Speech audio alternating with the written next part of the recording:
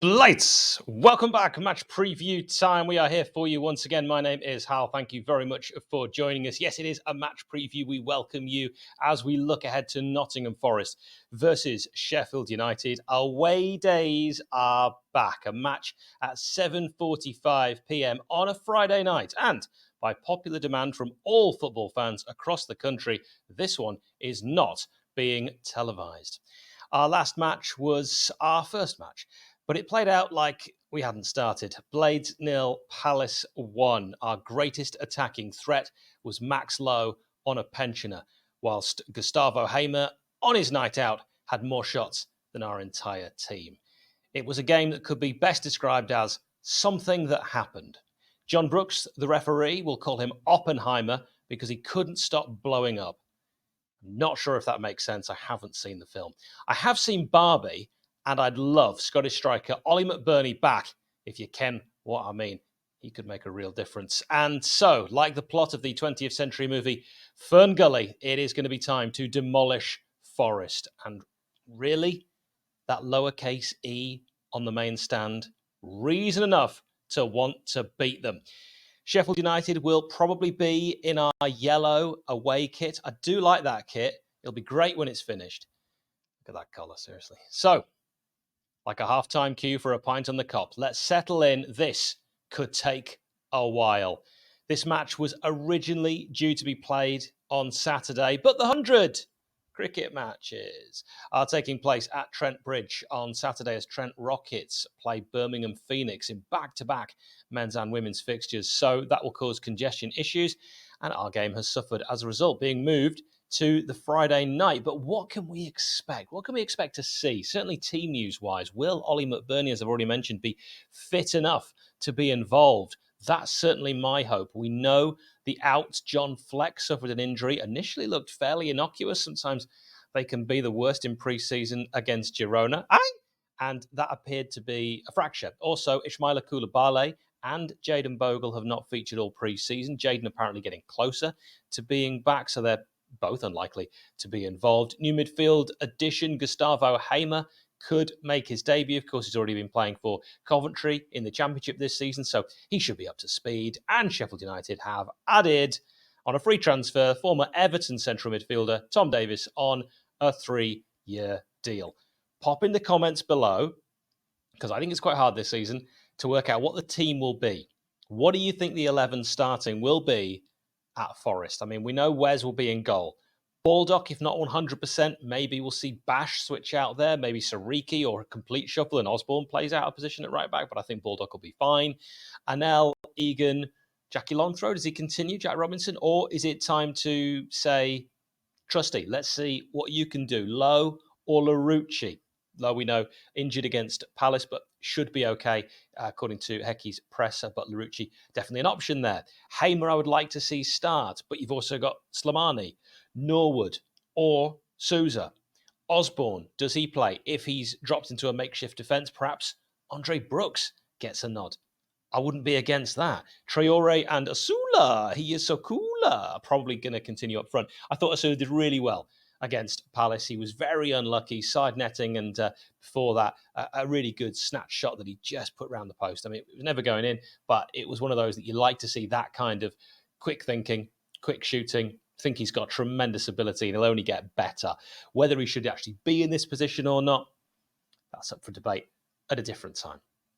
Really pleased to announce that this season on the Sheff United Way, we are sponsored by Greene King Sports, where football is more than a game. Greene King Sport venues are showing every single televised Sheffield United fixture over the 2023-24 season, and with more than 900 sports pubs across the United Kingdom, it doesn't matter whether you're based in Sheffield or Southampton, you can catch every single minute of the action. Keep an eye out during the season for events, offers, content, and competitions that put you closer to the action. You can catch Premier League games on TNT and Sky Sports at your local Greene King Sports pub.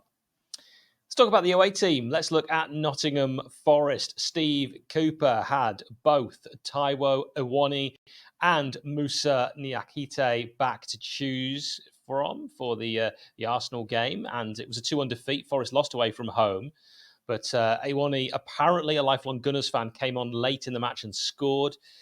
Maybe he and Moose will be pushing for a start, but Forest likely to be without Omar Richards, Felipe, Harry Toffolo and Wayne Hennessy. So here's how Forest lined up in their last match away at the Emirates. Turner in goal, 3 at the back. 𝗜ļ𝗚𝗏𝗚, Worrell and McKenna. He's magic. Aurea and Aina out wide, supporting the midfield. Backing up the defence, Mangala and Yates in the centre. In front of them, Morgan Gibbs-White, Danilo and Brennan Johnson, whose dad used to play professional football. You had Elanga, Wood and 𝗂𝗏 on the bench. They could all be involved, maybe. Elanga from the start, I think he could cause problems. I'd also like to take a moment just to switch tack here and share this Sheffield fundraiser story. 84-year-old John Burkill reached his £1 million target for Macmillan Cancer Support. Known as the man with the pram, after 16 years of fundraising, he reached that £1 million target, which is a truly incredible effort, often wearing his trademark green wig, pushing a pram. I've seen him many times. He's taken part in more than 1,000 races. At the Winter Gardens on Thursday, he was honoured, and rightly so, with green, worn as tribute by many.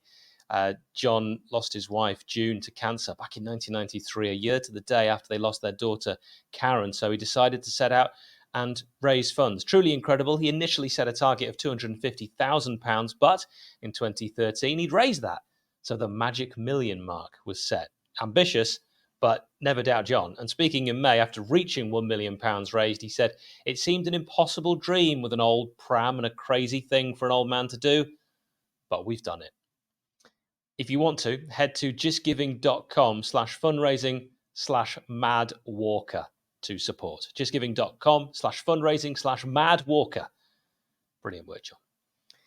Now, another one who's done similar tremendous work, maybe he's not quite raised as much, but he does do his odd bit for charity, no stranger, mate, is Roy. Yes, an opposition view is created by Roy each and every week. Go to roysviewfrom.com to find out what Forest fans are thinking ahead of this game. I'm just going to give you a choice few.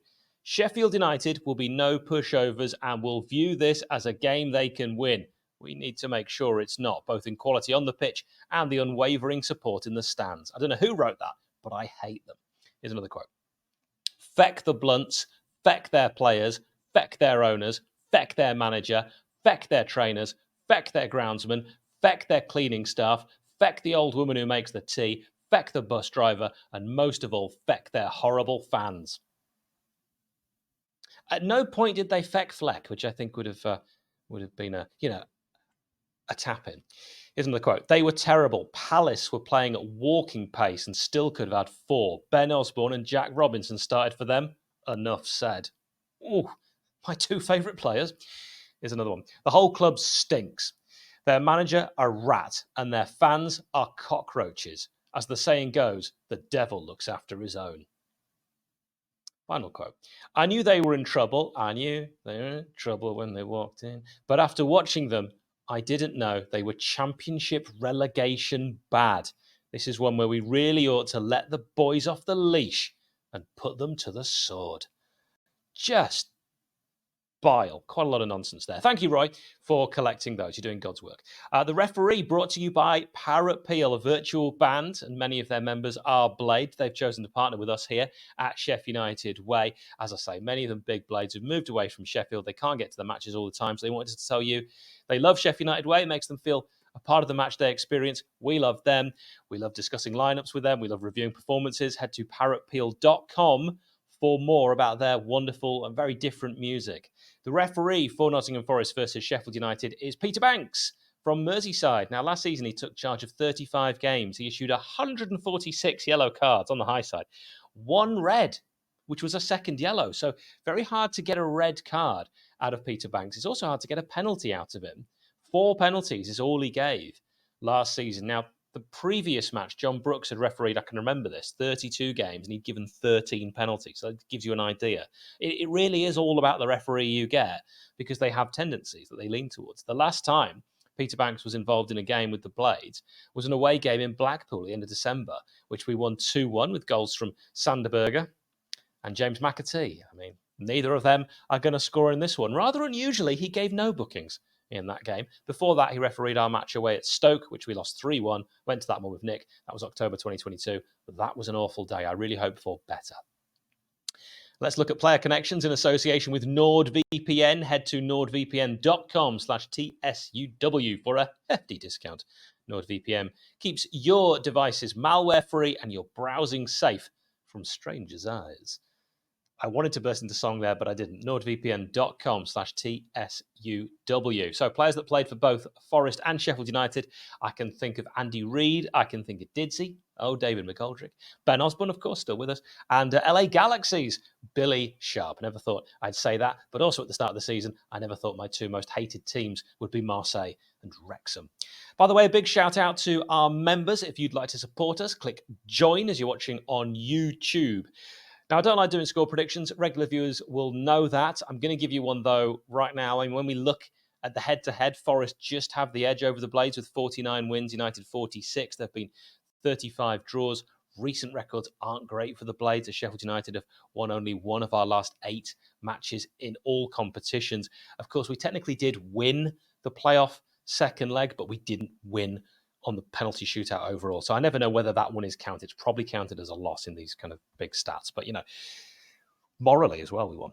I can't see how United get a result here. The pace, the power, extra year of Premier League experience, I think it's going to be too much. My heart says we could nick this 1-0, get an early goal back to the wall, amazing performance. My heart says that. My head says an early Forest goal, and I fear United will struggle. We look like a team lacking in creativity. We've looked like that all through pre-season, and as a result, goals will be hard to come by. We may be able to hit Forest on the break and use some of our pace with the likes of Traore, or more likely a set piece. Anel and Trusty can both be counted on to cause problems in that regard. Can I say that? They did one in the Championship, but, you know, Premier League kind of untested. But Anel playing against his old club, he'll be well up for it. I think McBurney, if he plays, will be well up for this as well. But I'm saying Forest will probably win. I think my head is telling me they'll win 2-0.